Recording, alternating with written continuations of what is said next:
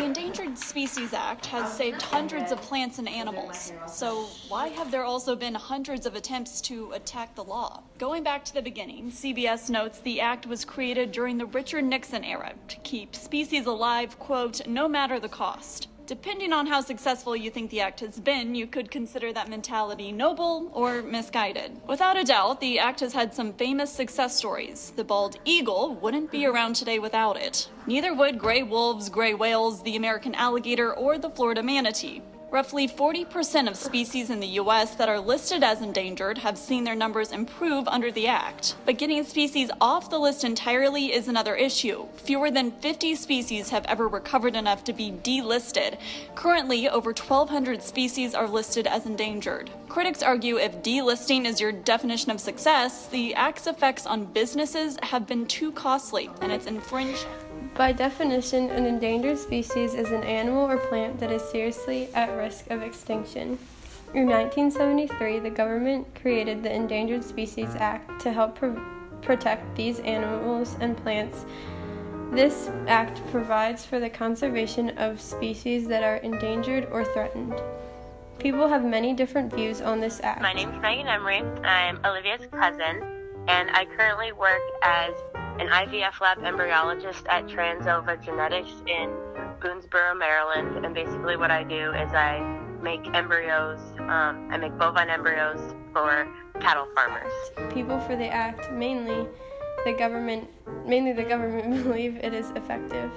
As said by the U.S. Department of the Interior, the act provides a framework whereby the federal government, the states, the conservation organizations, individual citizens, businesses and industry, and foreign governments can all work together to conserve endangered plants and wildlife throughout the world. People who are against the act believe that it is inefficient, partly because the federal government has to approve anything the states want to do.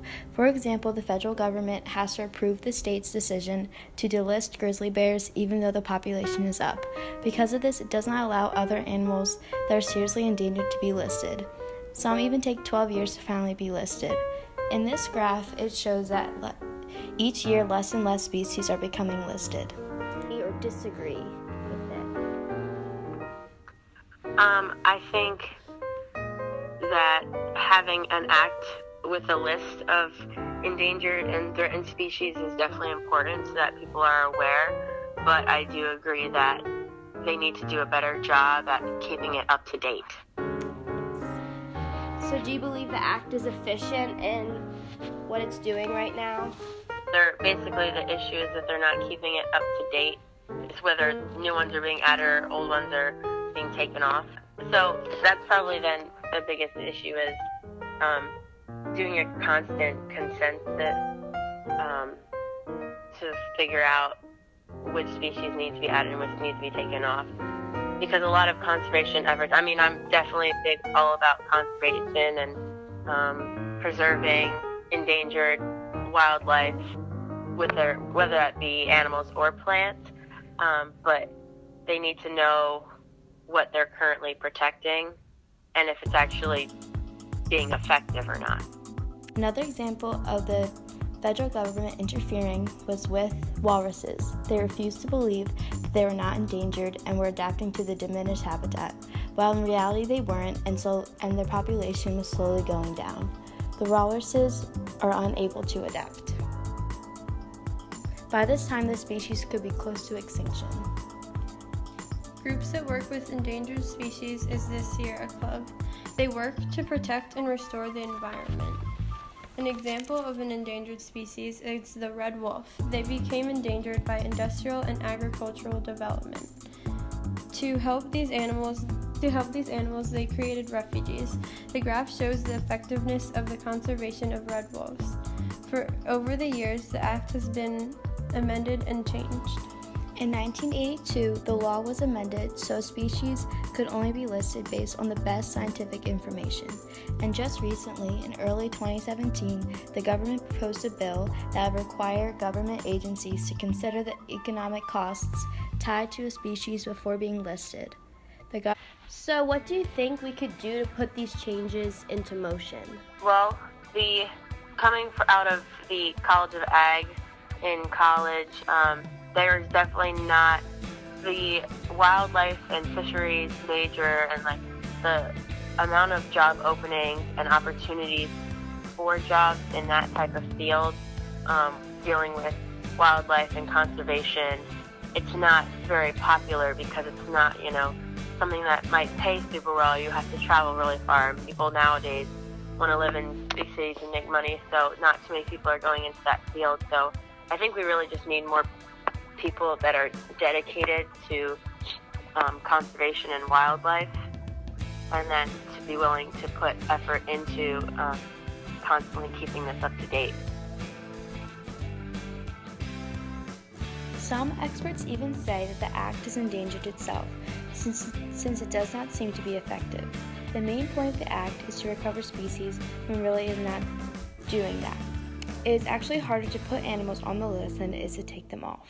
Republicans say only 2% of protected species have been recovered despite billions of dollars in federal and state spending.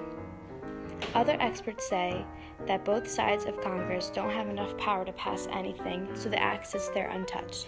This may become a problem later down the road. The Endangered Species Act proves to be ineffective because, on average, it takes about 12 years just for a species to get on the list. During this time, the number of surviving animals is decreasing, and this risks the species going extinct. Congress originally set a 2-year timeline for them to appear on the list, but they have not been successful. These statistics are based on an analysis. And how do you think we could make the process of putting a species on the list become faster? Well, a lot of wildlife, get tagged. People are out there and they survey certain areas, and they'll capture animals and tag them, and then track their progress and like their life and where they go, what they do, like when they reproduce, all that sort of stuff. So if they could do that with, I guess, more of the endangered animals, and also the zoos nowadays are doing a lot more work with like genetic reproduction, like repopulation among animals in different zoos. So for one, like you could breed a panda in one zoo on the one side of the country to one on the completely different side of the country, and that helps regrow genetic population. And I think that the AZA, the American Zoo Association, has been doing a really good job with that, and that moving forward, if they continue to increase genetic population and just keep doing a good job of repopulating threatened and endangered species, that could really help out a lot as well. Overall, the Endangered Species Act is ineffective with the listing of species. Even though there have been changes, it is still slow in protecting the animals.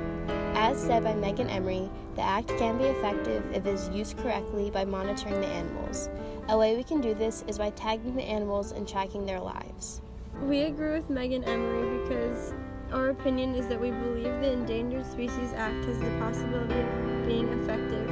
It just needs to be reevaluated. In order for this to happen, the government has to step in.